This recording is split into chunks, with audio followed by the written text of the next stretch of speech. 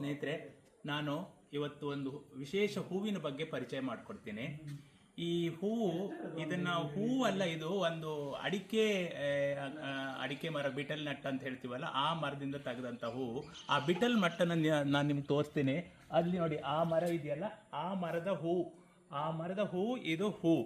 ಈ ಹೂವನ್ನು ಮುಂಬೈ ಕಡೆಯಲ್ಲೆಲ್ಲ ತುಳುವಲ್ಲಿ ಪಿಂಗಾರ ಹೂವು ಅಂತಾರೆ. ಆಮೇಲೆ ಇದನ್ನು ಹೊಂಬಾಳೆ ಹೂವು ಅಂತ ಹೇಳ್ತಾರೆ. ಅಲ್ಲದೆ ಇದನ್ನು ಹೆಚ್ಚಿನ ಕಡೆ ಸಿಂಗಾರ ಹೂವು ಅಂತ ಉಪಯೋಗಿಸ್ತಾರೆ.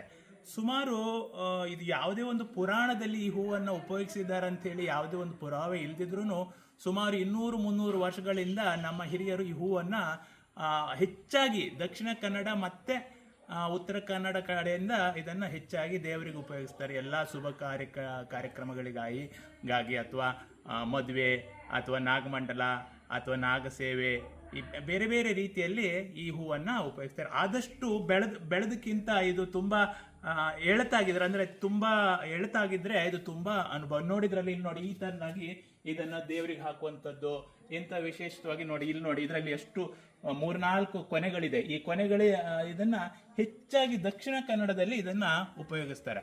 ಇದು ಒಂದು ಮದುವೆ ಸಮಾರಂಭದಲ್ಲಿ, ಒಂದು ಆಸ್ಪೀಸಿಯಸ್ ಅಥವಾ ಒಂದು ಶುಭ ಕಾರ್ಯಕ್ರಮಗಳಲ್ಲಿ ಉಪಯೋಗಿಸ್ತಾರೆ. ಆಮೇಲೆ ದೈವಾರಾಧನೆ ಇಂಥ ಕಾರ್ಯಕ್ರಮದಲ್ಲಿ ಈ ಹೂವನ್ನು ಉಪಯೋಗಿಸ್ತಾರೆ. ಆಮೇಲೆ ಇದರಲ್ಲಿ ಒಳಗಡೆ ಹೂವಿನಲ್ಲಿ ಒಂದು ಕಾಯಿ ಇರುವಂಥ ಸಣ್ಣ ಸಣ್ಣ ಕಾಯಿ ಇರುತ್ತೆ. ಆ ಕಾಯಿ ಇದ್ರೆ ದೇವರಿಗೆ ಕೊಡುವಂಥದ್ದು ಇನ್ನೂ ಶ್ರೇಷ್ಠ.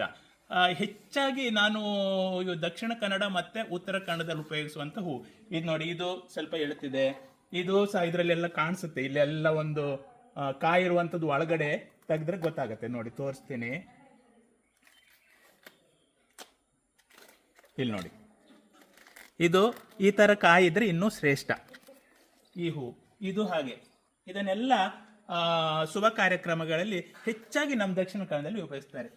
ಈ ವಿಷಯವನ್ನು ನಿಮ್ಗೆಲ್ರಿಗೂ ತಿಳಿಸ್ಕೊಡ್ಲಿಕ್ಕೆ ನಾನು ಇಷ್ಟಪಡ್ತೀನಿ. ಧನ್ಯವಾದಗಳು.